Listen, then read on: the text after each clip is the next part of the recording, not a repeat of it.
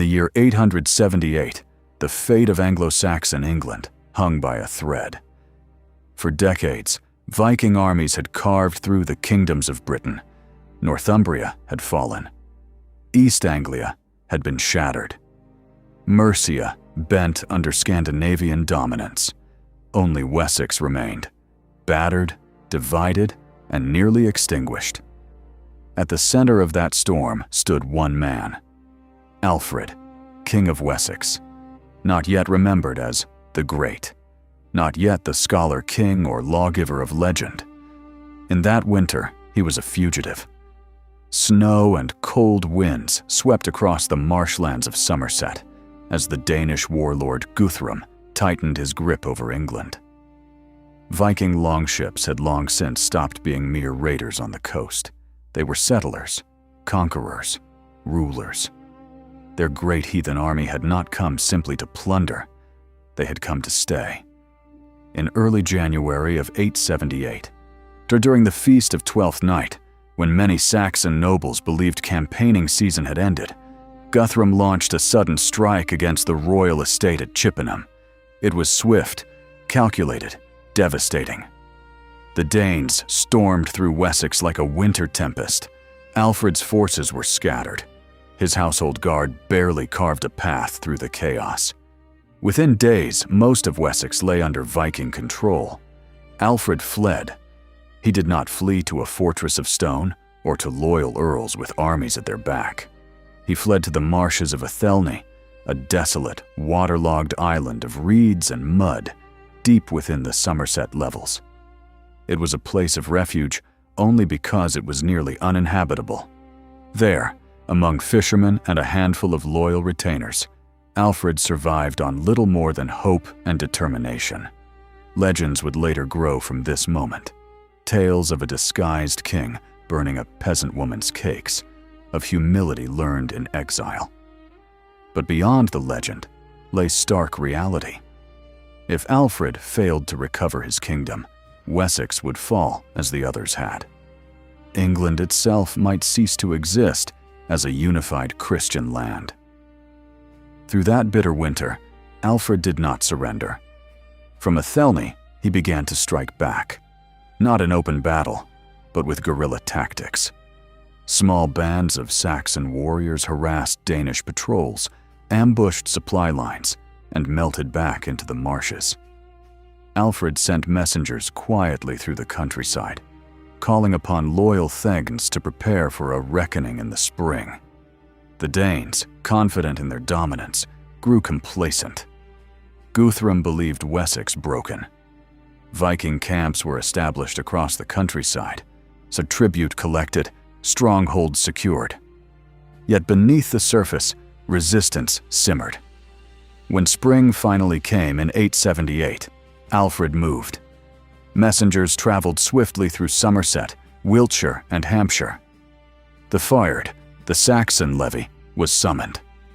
Farmers left their plows. Blacksmiths quenched their forges. Young men took up spears and shields. Veterans who had seen the fall of neighboring kingdoms answered once more. They gathered at Egbert's stone, a meeting place known to the people of Wessex. It was more than a mustering ground. It was a symbol of continuity, a reminder that their line of kings stretched back generations. Alfred emerged not as a fugitive, but as a leader reborn. Chroniclers would later write that the people greeted him as one returned from the dead. From Egbert's stone, Alfred marched to Islay Oak, and then onward toward Edington. Word reached Guthrum that the Saxon king had reassembled an army. Surprise gave way to urgency. The Danes could not allow Alfred to regain momentum. A decisive confrontation was inevitable. The armies approached one another in Wiltshire, near the village of Edington. The landscape rolled gently, fields bordered by hedgerows and low ridges. It was no towering battlefield of cliffs or rivers. It was farmland, English soil that had been tilled and fought over for generations. Alfred arranged his forces carefully. The Saxon shield wall would be their anchor. Discipline would be their strength. Years of Viking warfare had taught harsh lessons. Reckless charges would fail. The line must hold. Guthrum's forces were seasoned veterans, hardened by campaigns across England and beyond. They had defeated kings. They had shattered kingdoms.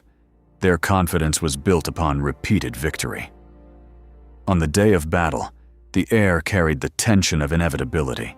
The Saxon fyrd stood shoulder to shoulder, shields overlapping, spears angled forward. Behind them stood archers and reserves. Alfred positioned himself where his presence would inspire, but not recklessly endanger the army. He understood now that survival was as vital as courage. Across the field, Viking warriors assembled in their own shield wall, round shields painted in bold colors, axes resting upon broad shoulders. War horns echoed across the countryside. Then the advance began. The distance between the two lines closed slowly at first, then with accelerating resolve. The crash, when it came, was thunderous. Wood splintered against wood, spears thrust, axes swung in brutal arcs. The shield wall became a grinding, heaving mass of men straining against one another. For hours, neither side yielded. The Saxon line bent, but did not break. Alfred's reforms, discipline, coordinated defense, reliance on unified command began to show their worth. Where once Saxon armies had fragmented under pressure, now they held formation. Viking warriors sought weak points, hammering at the edges of the shield wall. The fighting was intimate and merciless, faces inches apart, breath mingling with blood and sweat. Men slipped in mud slick with gore. Fallen bodies became obstacles underfoot. At a crucial moment, Alfred ordered a renewed push. The Saxon line surged forward in coordinated force. Shields locked tighter. Spears drove with renewed fury. The Danes, perhaps unaccustomed to such stubborn resistance from Wessex after months of apparent dominance, began to falter. Momentum shifted. Guthrum's army gave ground. Slowly at first, then in growing disorder. The Saxons pressed relentlessly, shouting battle cries that echoed across the fields. Viking confidence wavered. What had seemed a broken enemy had returned with fierce unity. The Danes retreated toward their fortified camp. But Alfred did not allow the victory to dissolve into chaos. He maintained order. He understood that a battle won in the field must be secured in siege. The Saxon army pursued the Danes to their stronghold and surrounded it. For 2 weeks, Alfred held them there. Supplies dwindled inside the Danish camp. Morale eroded. The once dominant invaders now found themselves trapped, starving, and cut off. The psychological reversal was profound. The conquerors were besieged by the people they had sought to dominate. At last, Guthrum sought terms. Negotiations followed. The result would reshape England. Guthrum agreed to withdraw from Wessex. More significantly, he agreed to accept baptism into the Christian faith. This was not merely religious symbolism, it was political transformation. A Viking warlord becoming a Christian king altered the balance of power and identity in England. At Alder, Guthrum was baptized, with Alfred himself standing as his sponsor. The ceremony symbolized not humiliation, but integration, a shift from endless conquest toward coexistence. The Treaty of Wedmore, though its exact terms remain debated by historians, established boundaries between Saxon Wessex and the Danish-controlled territories that would later be known as the Danelaw. England was divided, but it was not destroyed. Alfred had done more than win a battle. He had preserved a kingdom. Yet the victory at Edington was not the end of struggle. It was the beginning of transformation. Alfred understood that survival required reform. He reorganized military service, ensuring that half the fyrd remained active, while the other half farmed, allowing sustained defense. He began constructing fortified towns, burhs, across Wessex, creating a network of strongpoints that could resist sudden Viking raids. He strengthened naval defenses, laying the foundations for an English navy. He promoted learning, law, and literacy, believing that a kingdom defended only by swords would not endure.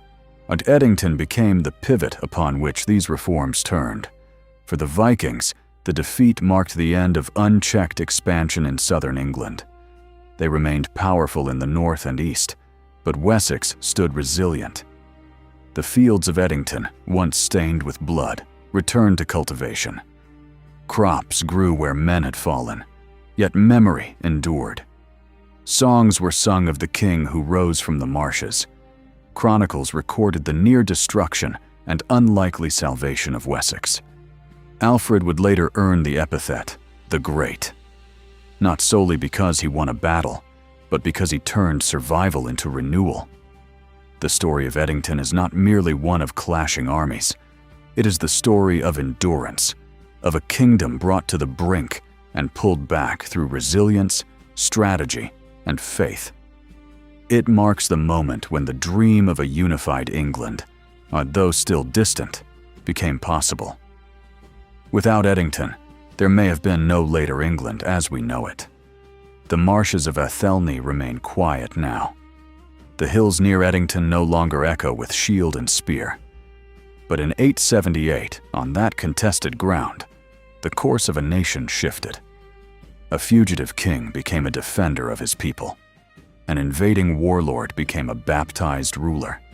A divided land found the foundation for unity. The Battle of Edington stands as one of the defining confrontations of early medieval Europe, not for its scale alone, but for its consequences. And so we remember that cold winter, the gathering at Egbert's stone, the clash of shield walls, and the surrender that reshaped a kingdom. History often turns not on overwhelming strength, but on refusal to yield. In 878, Wessex refused to yield. Thank you for watching. If you found this deep exploration of the Battle of Edington meaningful, consider supporting the channel, sharing this story, and joining us for the next journey into the battles that shaped our world.